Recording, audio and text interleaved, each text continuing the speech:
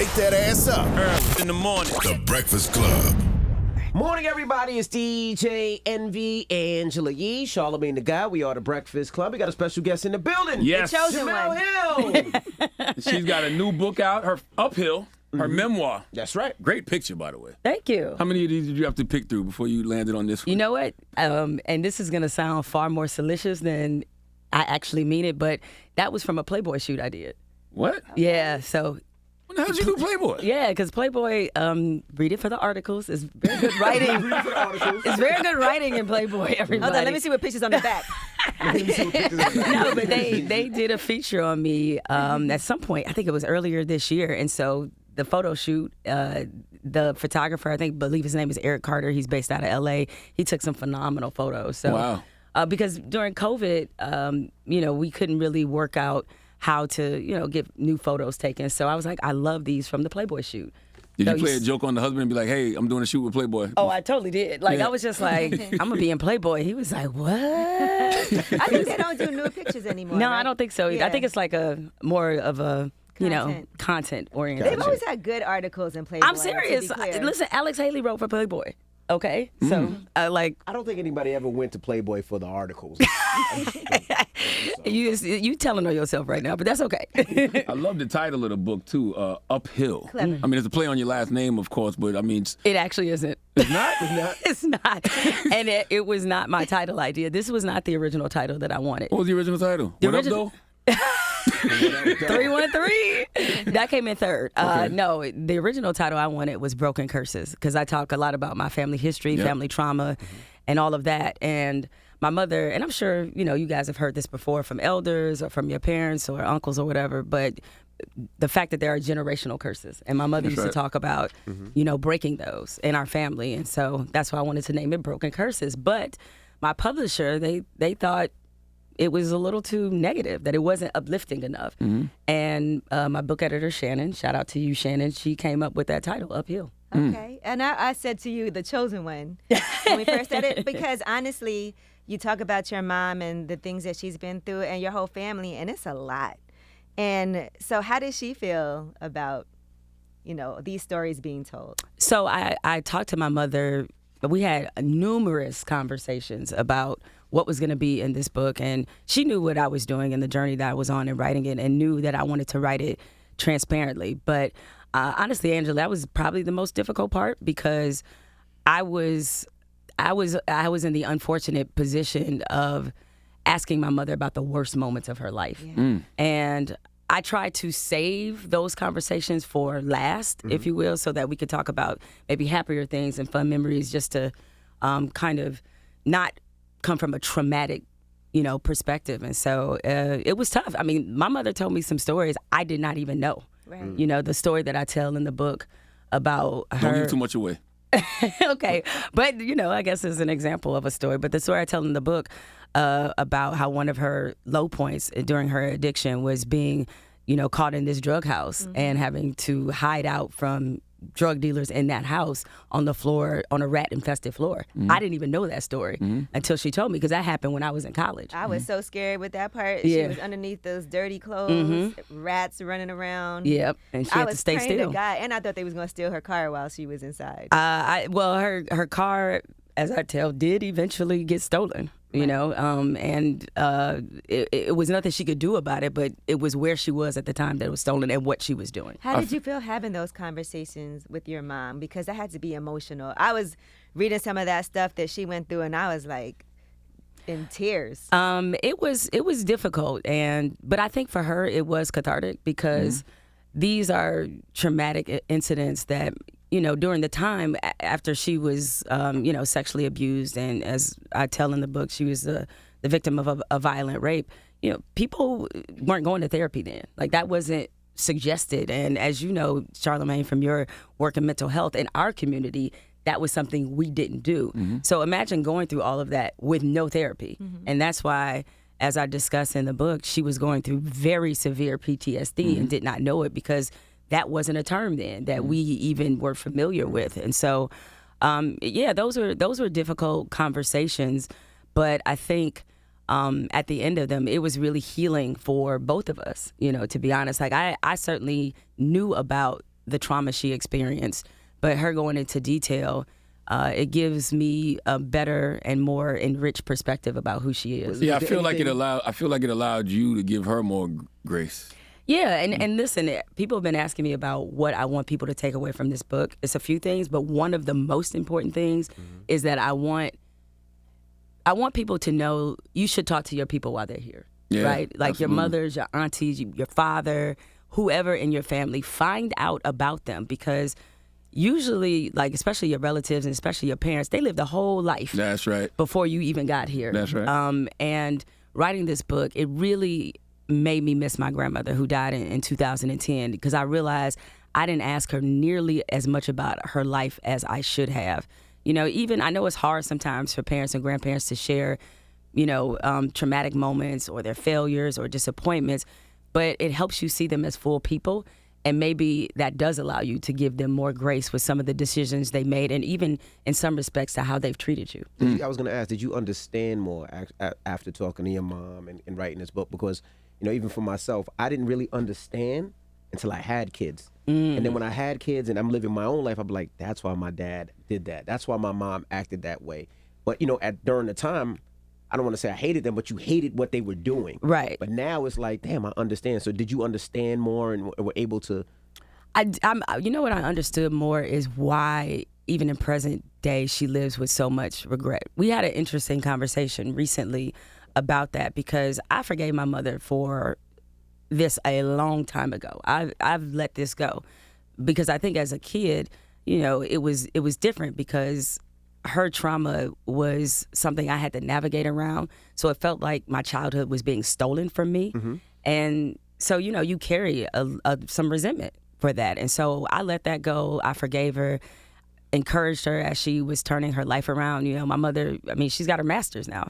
She got her bachelor, master's. She out-educated me, which I'm very, very proud that she did that. And she went back to school in her 50s. Okay.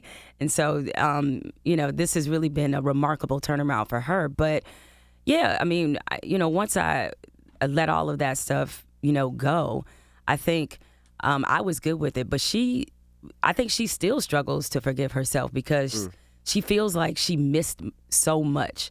But the thing is, and it's something I wrote in the book, is that my mother was there for everything. Right. Like, even though, she had a severe addiction, I didn't have one of those stories where my mom was missing for days, like, or didn't feed me, or the lights was cut off. And she was very protective of you. Correct. Still, no matter what. No matter what. So, like, that wasn't my story necessarily, because I know some people who are the child of addicts, they do have that story. But she was there, but she wasn't always present. Gotcha. You know what I mean? And so I think because she was trying to, figure out how to come out of all the darkness she was in, I had to figure out ways to navigate around her abuse, her drug abuse. You know what I'm saying? It's like, I don't know what mood you're going to be in. I don't know what person I'm getting today. I don't know when I come home what dynamic I'm going to find. And so that for me was where the resentment was coming from, is feeling like, man, I got to do all this. I'm trying to be a kid, and it's all this seriousness and darkness kind of around us. And so I think once I really talked to her about it, and we've talked throughout the years, but it definitely helped me to understand a lot of the decisions she made. Watching what she went through, did it scare you away from drugs and alcohol? Oh, I've never, ever tried hard drugs in my life. I don't know anybody who's done any of that. That I know of. I'm not on that scene. I'm not about that. I smoked a little weed, here and there. May have taken an edible or two. Like that's about it. And I do like tequila, but knowing the history of addiction in my family has definitely made me more cognizant of some things. Did your mom forgive her mother? Did she have that opportunity to have those conversations? So they didn't get to the best place. There was always unconditional love. My mother loved my grandmother fiercely, but when my grandmother made the decision not to believe her about the abuse my mother suffered at the hands of her brother, it was a fracture in their relationship that never healed. And unfortunately, even when my grandmother died, my mother was her caretaker. She, regardless of whatever state their relationship was in the moment, my mother was never going to abandon and stop loving my grandmother. And my grandmother definitely loved her, but she herself was somebody who, we used to have conversations about this. Like, she used to tell me, like, she didn't really want kids. And she felt she was a very smart woman, and she really wanted a career, like the kind of career I had, not necessarily a journalist, but she wanted a career. She wanted to travel the world, all these things. And she was born in 1925. And so education for Black women was not a thing in terms of people thinking that they should be educated or that there was value in that. As you know, during those times, I mean, everything that a woman wanted to get financially or any upward mobility came through marriage. Mm-hmm. And so she was married 3 times, and, she had her 3 kids, but she was just, in many ways, trapped in a life she didn't feel like she chose. And I think because of that, she wasn't the best parent to my mother and to my uncle that she could have been. She struggled a lot. They got evicted a lot. My grandmother was a functional alcoholic. Like they had some trauma, some real issues, and so she was a great grandmother to me. And my mother would still call her a great mother despite all the troubles that they went through. But I just think that my mother never got the grandparent I got. Right.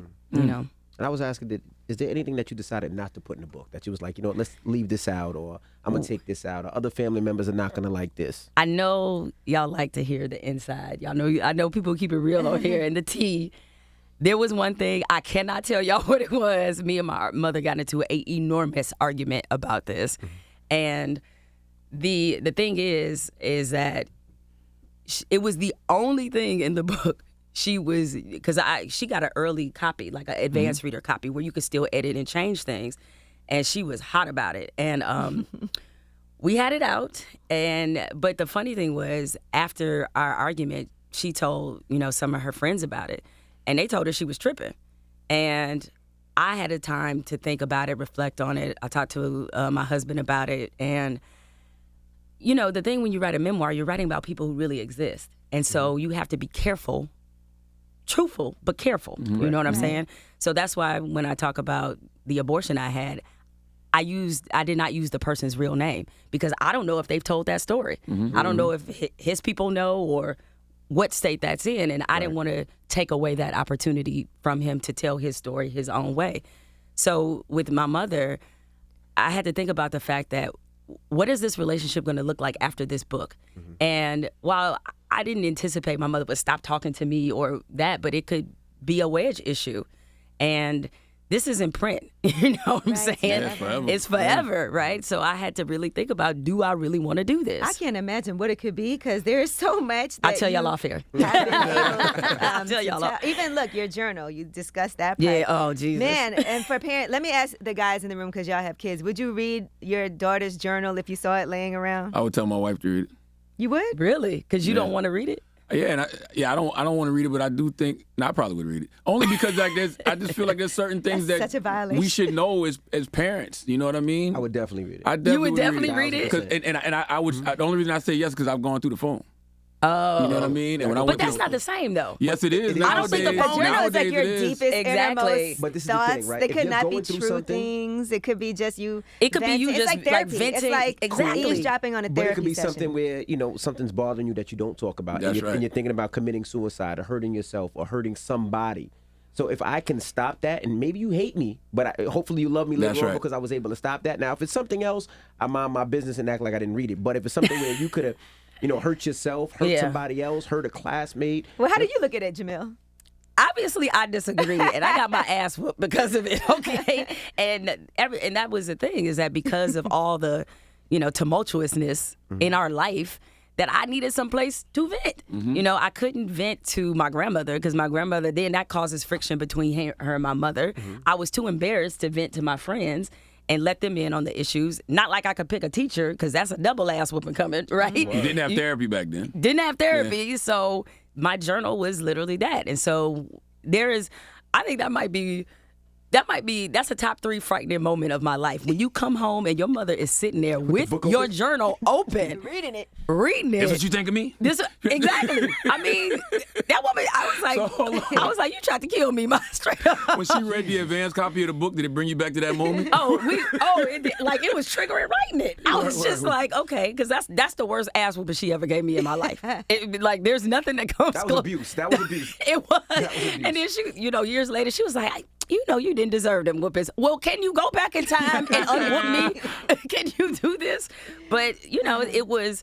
But that was one of our actually most fun conversations because there were details of that I did not remember. Mm-hmm. And I was like, that don't really sound like me, because she told me that, one, she was sitting there with my journal, and then she was like, let's talk about this in the basement. I was like, oh shit, I'm never coming back. Like this in the basement. And she said that's when I told her that I wanted to go live with my father. I was like, what would possess me to say that? Right. That ass cut you was about to get. You right. Get out the house. And that's why she bagged up all my shit, and took me right to his job and was like, she's all yours now. And I was like, this was a grave mistake on my part. This man. Yeah. But I was able to keep a journal later as an adult. And I actually had an ex who read my journal too. And woo. You need better hiding spots. That's what you need. I mean, people need to not be nosy. How about that? But I guess it's your child. I understand what they said as far as. But your man? Oh, no, hell not your no. man. Definitely not.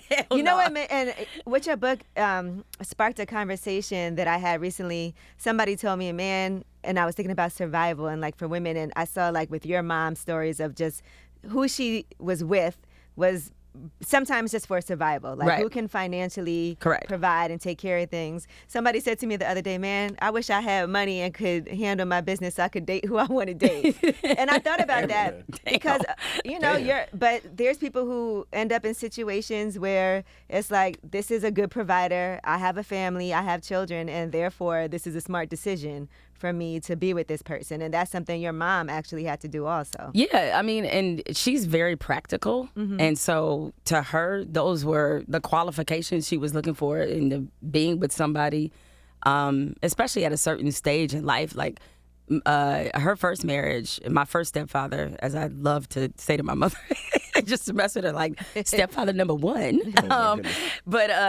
No, she did that one for love, mm-hmm. right? That was like purely for love. But I think after that, and certainly with some of the circumstances in our life, there was a practicality that she thought, it didn't make sense to her to be with a man who could not provide for you financially. I mean, she's very old school in that way. And, even as my profile expanded and, she would give me dating advice, like I understand that, your salary is published, whether true or not.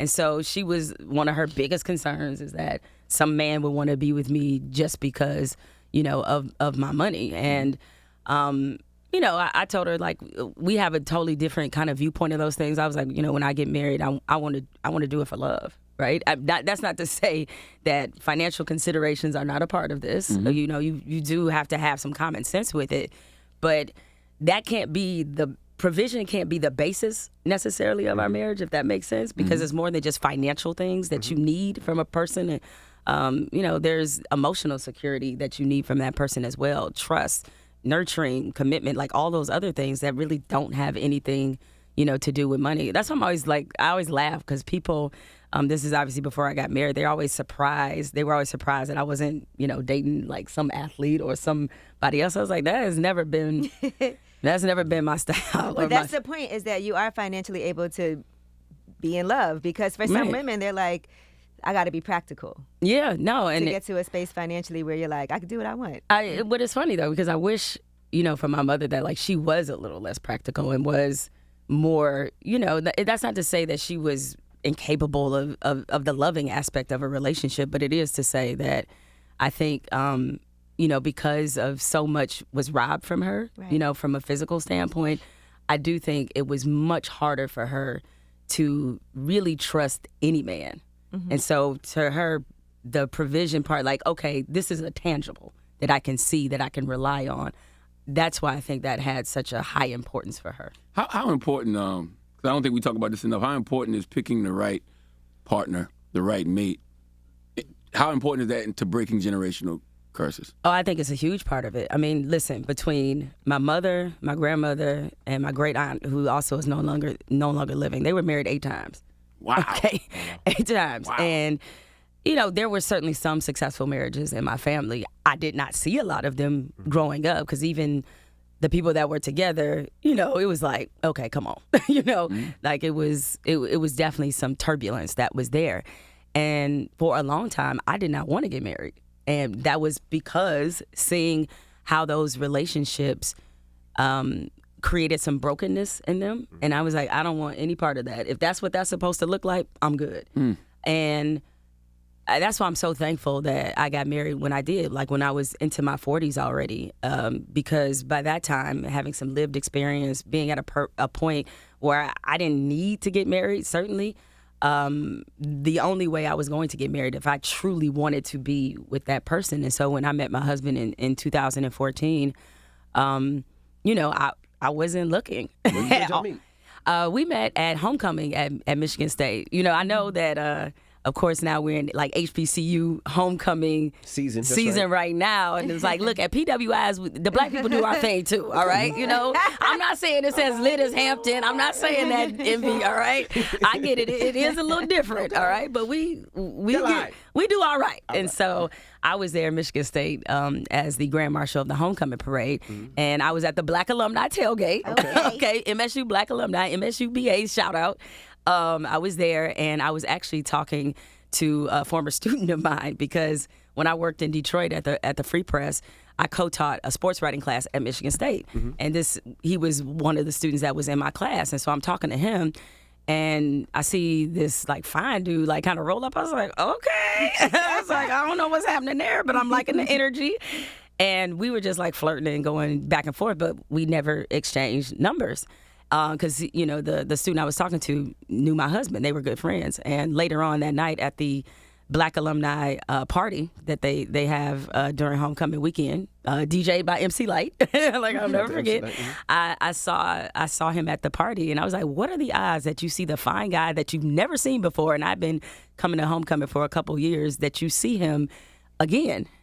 Must be a sign. The black party? Yeah. Probably high. Well, no, look, but I had been going to homecoming for the last couple years, going to all the black events. I'd never seen him. Oh, okay. Right? And once we got to talking, I mean, like my home church growing up is right in his neighborhood. All my people lived in the side of Detroit that he lived on, and it was a miracle we have never run into each other. Wow. And even though he went to Michigan State, he's 5 years younger than me, so we weren't there at the same time, but we had a lot of like connections. So he came over to talk to me.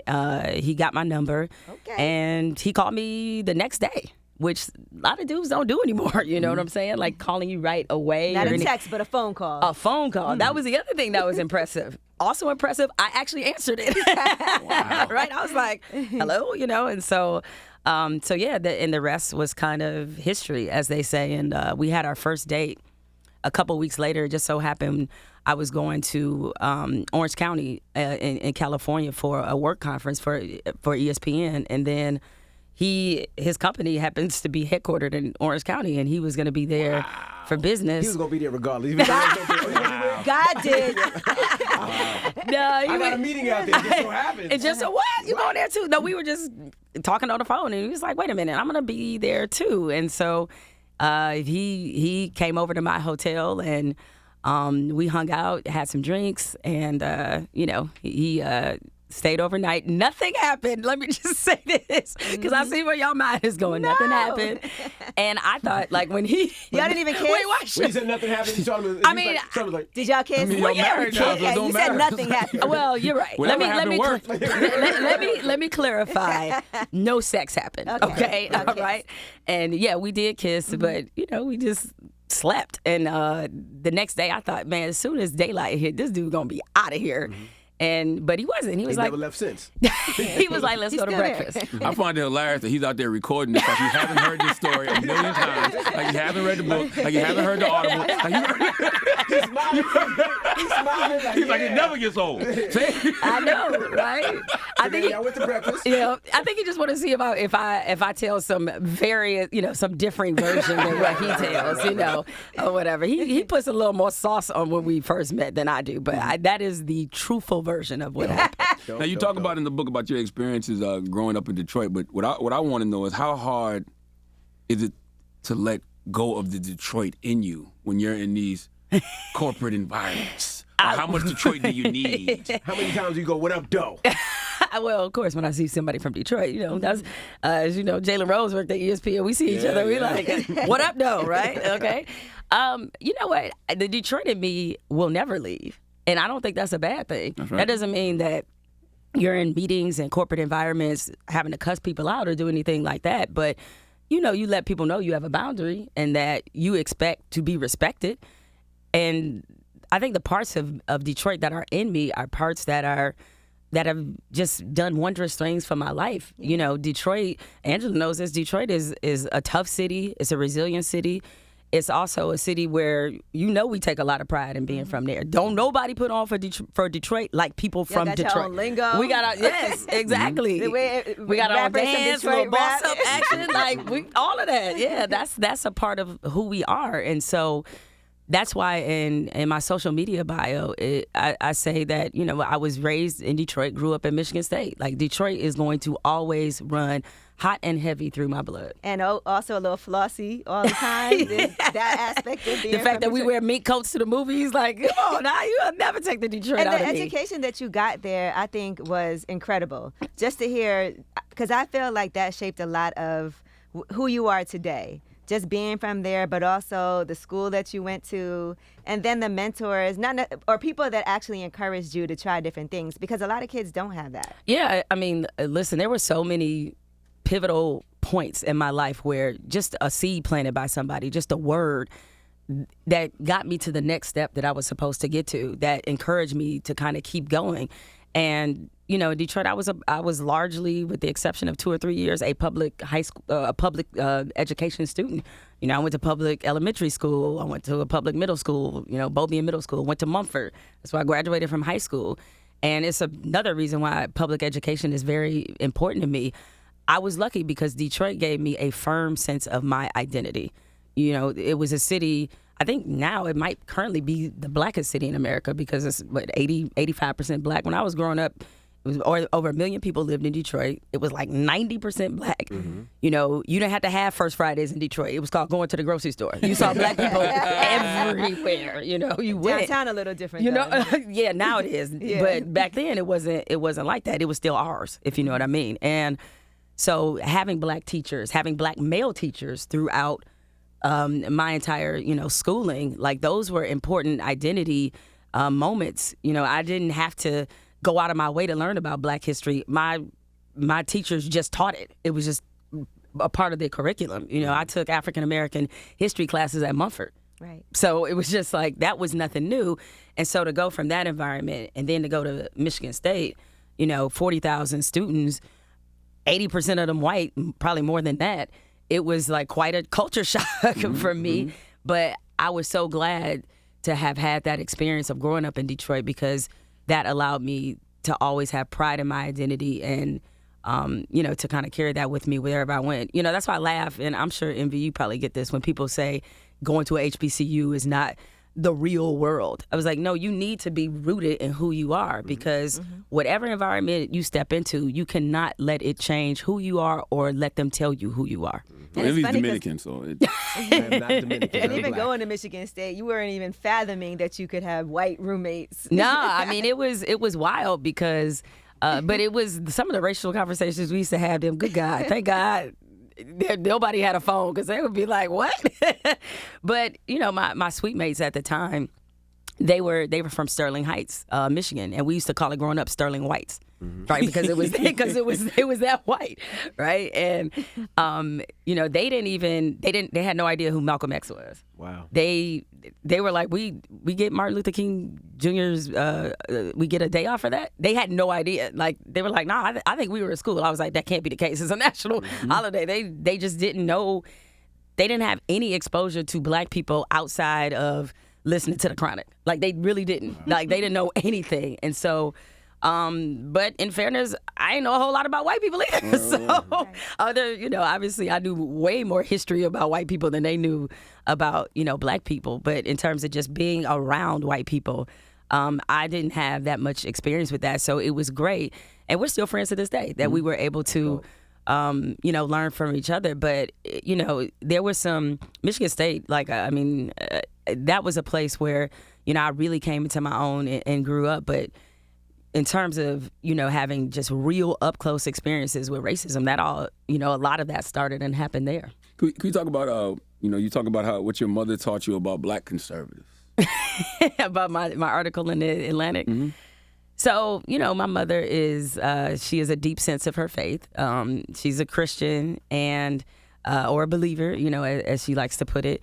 And because of her religious background or because of her faith, I won't use the term religion, she is certain conservative principles that she has. Now, some of these principles are outside of faith because, the one thing that's hilarious to me about Republicans is that they want to always label black people liberal.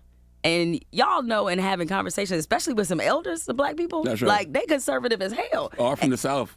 Exactly, especially those from the South. And so the black people don't have a problem with conservatives. We got a problem with racism. That's right. Those are totally, different things. And so my mother, she's old school. And especially, with her being a believer, she does not believe in abortion. And there's other ideals that she has that we clash on because clearly that's not where I'm coming from. But I think her being that way has really given me insight about conservatives, particularly those that tie it to their Christian faith. Mm-hmm. And so that's informed a lot of my opinions and even how I write about those issues when I'm attacking conservatives usually. But this era, this Trump conservative is totally different than the ones from back in the day, I think. It's definitely different, but as I write about in the book, there were things about Trump that appealed to my mother. Mm-hmm. Definitely. And I know that seems strange to say about, a 60-something-year-old black woman from Detroit, but she liked the macho shit. I mean, she liked the tough talk and the whole generation is soft, like that fed right into a lot of the things that she believes, and she also watched him on The Apprentice too. So, oh my gosh. Yeah. But yeah, I mean, so I think while these Trump conservatives are markedly different, markedly more dangerous, there are some core principles they have that frankly Republicans have always had. Right.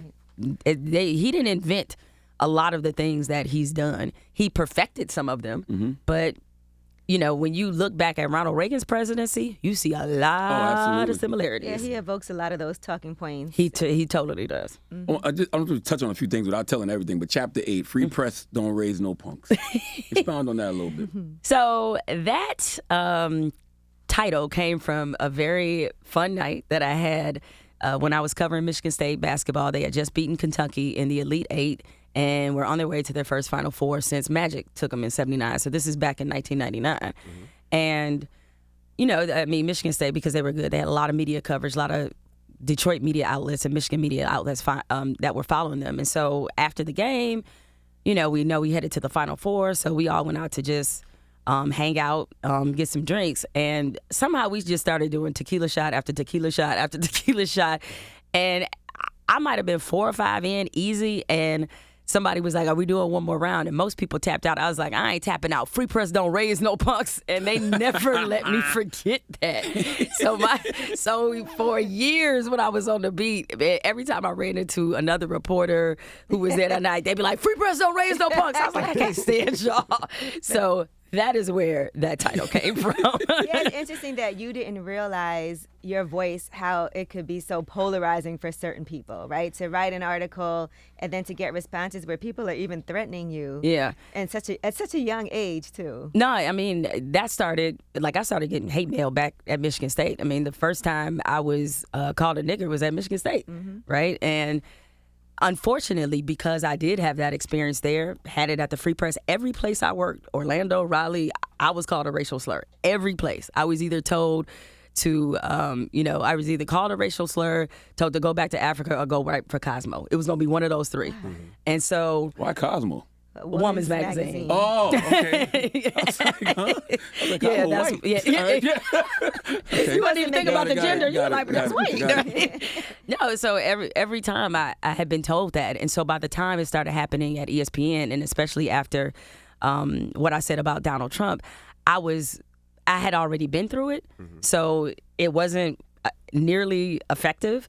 The problem is with the Trump thing, like that took it to a whole new level. You know, I had certainly faced hate before my career and even gotten a couple death threats. That was different, and when I was at ESPN and that happened, it was just like the mobs of mail. Like, you real racist when you take the time out to write somebody a letter calling them a nigger, among many other things. I was like, damn, you had to put a stamp on this, Yeah. go Not to the even a post. tweet, Like, just right, I can see if you fire up a tweet or a Facebook message, like, that's fast. That's like, old school, though. That's you know real what I'm saying? old That's that old school racism, man. Probably ain't got no Wi-Fi in them backwoods. That's probably what it was. They took time out of their day to make sure they I got feel this like thing off. you had to hold back talking about everything at ESPN, too. What, in the book? Yeah. You know what? I don't think I held back, but I think there are parts of that story that, frankly, didn't really go with the whole narrative of there's a whole lot of incidents I could have certainly talked about, but it's like, it just didn't make sense in terms of the storytelling rhythm I wanted to go. Plus, ESPN was a chapter in my life. It wasn't my whole life. Right. And I realized that a lot of people may buy this memoir because they looking for the ESPN dirt and gossip. I was honest. I'm sure there are some people at ESPN that probably don't like some of the things that I put in there. But it is what it is. You were very honest. You said you were embarrassed sitting there while he was reading verbatim what you said. Oh, man. Talking about the former president of ESPN, John Skipper, who is still a friend of mine. We went through a rough period after the Donald Trump incident. And, as I write about, the most disappointing part about all of that, it wasn't what the president said. It wasn't the reaction. It wasn't the death threats. The most disappointing part of that was that when he called me out, when the White House said that I should be fired, ESPN did not have my back. That was it. Because there's a code in journalism, for sure. And every newspaper I ever worked for, I fully believe that if that happened while I was at that paper, they would have put out a statement right away saying, Now, you may not like what she said, but she one of us. Because that's the whole tenet of a free press, right? It's like you're supposed to be protected from government, persecution. And there's so many examples in the history of journalism of where newspapers and outlets have done exactly that. Like when City Hall comes after your reporter, it's understood you got your reporter's back. And when ESPN didn't do that and just let me twist and let me fry, I was mad. I was disappointed. Honestly, I was hurt. I had been there 11 years at that point. I'm like, we got to be better than this. And one of the healing aspects of my relationship with Skipper, like when we met the day before I was coming off suspension and we went to have breakfast, he apologized to me then and said he was sorry. He said if there was one regret he had, it was that he should have said something after Trump or former press secretary Sarah Huckabee Sanders said something about me. Did he tell you the truth, too, about how, a lot of those network execs were afraid that Trump wouldn't clear the Fox-Disney merger? No, he actually didn't. Oh, okay. He didn't tell me that. Is that like the equivalent of Bill Cosby was buying NBC? Or? No, that was actually true. Like, people were afraid that he wasn't going to approve the merger between Fox Disney. I forgot who else it was. Well, I think a part of it, at that point, if y'all remember in 2017 when, those tweets happened and I got in the crosshairs of the president, ESPN was at a very interesting juncture. Like they were being called too political, too left, liberal leaning, and, which I thought in many ways was just coded racism because suddenly you see a new emergence of faces at ESPN. You know, you had Stephen A. Smith becoming the face of the network. You had me. You had Michael Smith. You had Bomani Jones. All these Sarah Spain, Kate Fagan, like all these different new diverse voices that had major platforms. You know, Dan Le Batard. So suddenly you see a mix-up in terms of what the talent looks like at ESPN, and then all of a sudden they too political and too liberal. You know, because people often, white America, just our presence to them is political. Our presence to them is liberal. We're reminding them of something just by sitting here. We could say nothing political at all, and they would swear we were political. So that's why I used to get so pissed when Mike and I were doing SportsCenter and they used to call our show political. We never talked about politics. They acted like when they turned to SportsCenter, we were breaking down immigration reform. That like never happened. And we got sick of talking about Colin Kaepernick, not because his story was important, but we had producers that every time a quarterback was signed would come running us like, y'all want to talk about Colin Kaepernick? I was like, no, we don't. Like, we said what we said. Like, it's already been established that the NFL is not going to let him back into playing football. And so people were trying to create a narrative around our show just because we were our black ass selves on TV. And that was, you know, really a difficult period to go through as you're trying to get a new show off the ground, trying to find your footing. And all of this noise and narrative is around the show about it not being too political, and Mike and I are racist, and they started calling us woke center. Like that was some bullshit. Like it really was. I find it hilarious that ESPN had to turn right back around though, and they couldn't run from the fact that there was an intersectionality between politics, social issues, and sports. Yeah, I mean it's just I think they went through a period of time where they just didn't have the stomach for the fight, and especially when it came to me and our show, that when you had all these right-wing publications, media outlets writing about us all the time, you know, whenever we discussed anything that was, you know, remotely close to race or, you know, anything that came up within the, you know, the realm of sports, they just didn't want any part of that. And, you know, their relationship with the NFL was a little tenuous. And so I think they kind of took a cowardly way out for a little while. And so when they hired, you know, our friend Angela Rye, and they seemed to be ready to re-engage in those conversations, particularly after George Floyd, I was mostly happy for my former colleagues because I know that a lot of them had a lot of things they wanted to say and didn't feel the comfort or safety to say them. And seeing the company kind of reverse course a little bit, I think was helpful for them so that they could join the dialogue. Now, before you get up out of here, we got to ask a couple of sports questions, if you don't mind. Oh, real quick, one more thing about the book then. Chapter 5, you pay homage to Judy Blume with that title. Are you there, God? It's me, Jemele. You got it, see? Absolutely. You know, Beverly Cleary and Judy Blume. Judy Blume got me through. Man. I don't know. Deanie, Deanie. That's how I learned about love scoliosis. Deanie, right? You know, but shoot, the way people acting about this book, man, and Judy Blume might be banned right now. I have no idea. Like, are you there? God is me. Margaret might not be a thing anymore. You know, I always feel like young adult novels are so important too. Yeah, no, because I think about all the things. I even used to read them Sweet Valley High books. I used to read Sweet Valley High too. Choose Your Own Adventure. Like, I used to love Choose Your Own Adventure. Like those are that. You remember when Netflix did that Black Mirror episode? It was Choose Your Own Adventure. I have never seen Black Mirror. Really? No. They got a Choose Your Own Adventure Black Mirror. No way. Yes, where it's interactive. Like that shit is great. All right, I gotta peep that. Now my sports questions. Oh God. Draymond Green, Jordan Poole. Draymond Green punches him in the face. Can Jordan Poole stay there and play comfortably there? Well, and I think this was evident before this incident, just because the state that Golden State is in terms of their finances.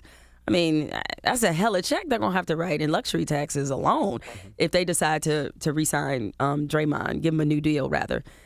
And so I think it was probably trending toward him not being there anyway. And I know Draymond, good dude. I know people have polarizing opinions about him. That was a bad moment, obviously. Now, the only thing I debated with people who called it a sucker punch. No, not no damn sucker That punch. was not a sucker punch, right? Like, it's just, there's an aggressive moment that's happening, and I know that's your teammate, and people are like, oh, but, he should have recognized that's his teammate, and he wasn't expecting a punch. Have you seen family members fight? Yes, I certainly have, right? So, I just think that was a really bad moment for him. I think he recognizes that. I think he is honestly remorseful, but I don't see them coexisting. Jordan Poole should have ducked, because here's the thing: if you push somebody that Right. hard, you got to expect something in return. is coming back. Yeah. Right. Yeah. I mean, this is not Jordan Poole's fault at all, but I think because of the finances, he won't be there. They're repeating this year, though. They are repeating this year. Yeah, I was on the fence at first because I was like, I don't know, because this might be one of those. Oh no, because of this incident. Because this might want to be one of those things that, like, early in the season, there's certainly some momentum that you have now, but the season drags on. I don't know. I don't know how they respond and are able to play when you have that big of a issue that's kind of right there. But these guys are veterans. I think they're hungry. I think they kind of know it's their last stand. Mm-hmm. So I expect them to repeat as well. Ben Simmons, Russell Westbrook. What's the question? Ben Simmons. What do you think of Ben Simmons? I mean, was it a good trade who's for the better? Nets? Is that what we do? You know it's messy. What's the one word that comes to your mind when you think Ben Simmons, Russell Westbrook? Miss. Right? But honestly, I feel really bad for Russell Westbrook because, especially. She just gonna jump over Ben Simmons' baguette. No. I mean, Ben Simmons, I think he's not as bad as people think, and what you hate to see is when you look at an athlete and you could tell psychologically something's going on. Yes. You know what I'm saying? And it's just, it feels like criticizing him. And this is not to say that he doesn't deserve, some criticism, but it just feels like he's mentally worn out. That's what he seems like to me. Russell Westbrook is the same thing. Really? Is that because Russell is clearly frustrated. Russell doesn't want to play this shitty. Like, he doesn't want to do that. Mm-hmm. But now, and this is the gift and curse of playing with LeBron. It's never going to be LeBron's fault. I'm not saying it is, but the people that play around LeBron, remember how the people used to be on Chris Bosh all the time? Like, it's always somebody that when they play with him that becomes the target for all the frustration over, losing, over all of this, and it's Russell Westbrook. They have made him the villain of the team. And I'm not talking about the organization itself, but fans, and he's clearly struggling. I kind of agree with what Charles Barkley said. I don't really see the joy in his game like I used to. Like, he's certainly still a great athlete, but you'd be crazy not to think it's not mentally wearing on him, that he's not thinking about this every time he takes a shot. The fact that the fans are booing him. It reminds me of when Josh Smith played in Atlanta, and every time he took a three-pointer, the crowd be like, no! It's like, I feel like I hear that every time Russell takes a shot. Like, people are mad, right? And so to play like that in your hometown, right? And that's the vibe. You can't tell me that mentally that wouldn't break you a little bit. That's interesting because I feel like Ben is mental and Russ is just physical. Like Russ still got that energy and that confidence. I just don't know if he's physically able to play the way he used to. I mean, I sense certainly the energy. I don't mean to make it sound like he's mailing it in or like that, but it's like a joy that comes to playing with basketball, and it doesn't feel like he's playing with a lot of joy. That's all. No cowboy questions. I thought I was gonna get some. We going to the Super Bowl. I don't need you to tell me that we going to the Super Bowl. Let's go there. What do you think about my New York Giants? I think the Giants look good. I mean, I'm sure Daniel Jones is thinking about how he got slandered when they made that pick. And now, last couple of years he got slandered. Definitely last couple of years, but they didn't have as good of a team, I think, as they have now. Love Brian Daboll. Definitely one of those coaches I've been watching for a while, and so he felt like he would be a good fit for this team. So, look, New York football, Jets and Giants. Robert Salah, he was I'm a 49ers fan. He was. How'd that happen, by the way? I always wondered about that. How did Jemele Hill end up a 49ers fan? Well, was you going to be a Lions fan? Yeah. Listen, I value my mental health. Isn't that what? That's what you talk about, Char, all the time, right? It's like mental health is wealth. For my mental health, I was never a Lions fan. And it's crazy because my husband's a huge Lions fan. He was at the Cowboys game, by the way. He busted their ass on Sunday. Busted their ass, wood. And, so my mother, as y'all know from reading the book, she spent some time in Oakland. And that's where I was, I think, conceived. Okay. And so because of that, she liked the 49ers. And so, you know, she would root for the Lions and for the 49ers. She really liked Joe Montana. That was like one of her favorite players. And so I just, you know, they were winning. You know? went with that team. I went with, why would you not go with the winning team, right? So it's like, well, granted, you grew up in South Carolina, so y'all didn't have your own NFL team. And a lot of black fans that were not in NFL cities were Cowboys fans, even some that were. Like in D.C., you know, is kind of a not so quiet secret. There's a lot of Cowboys fans in D.C., right? And so, at any rate, so I just became a 49ers fan. I've been with him, you know, ever since. But Robert Saleh was like a great coach for us. So I when he was going through that last year with the Jets, I was like, this dude about to show. He about to show them because he gets players to buy in. Certainly, from a schematic standpoint, like he's a really good coach. And what about the Cowgirls? I mean, Cowboys. What are your thoughts on them?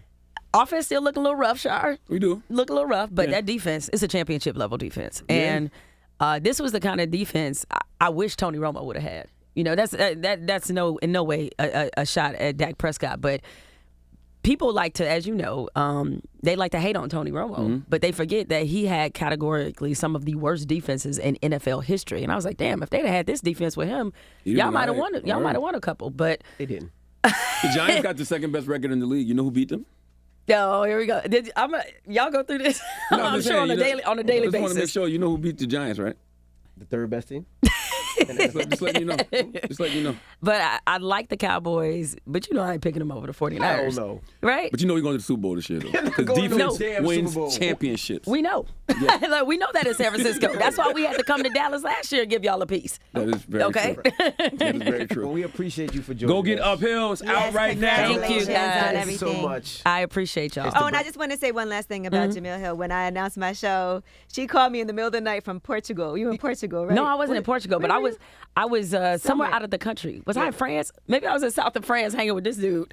Oh, that might have been it. Oh, that's what you said. I No, didn't that, was that No, before no, that? you I was- don't remember. You was here when she announced it. Oh yeah, you were here. Okay, yeah, so I was maybe here. I was, but I was gone. But you see, You she were lied. gone. But she, No, it was no, the middle of the night, and she was like, I just want to say congratulations. I was like, that is so nice. Yeah, no, Angela, that you I'm did that. I appreciate I'm you really for proud that. of you for doing your thing. And as I wrote in the note to you in the book, is that you you know, the agency, you betting on yourself, like that's very not just admirable, but it's very inspiring for somebody like me who throughout this season of my career, that's what I've done is like bet on myself. So I love seeing other women do you know, the same thing.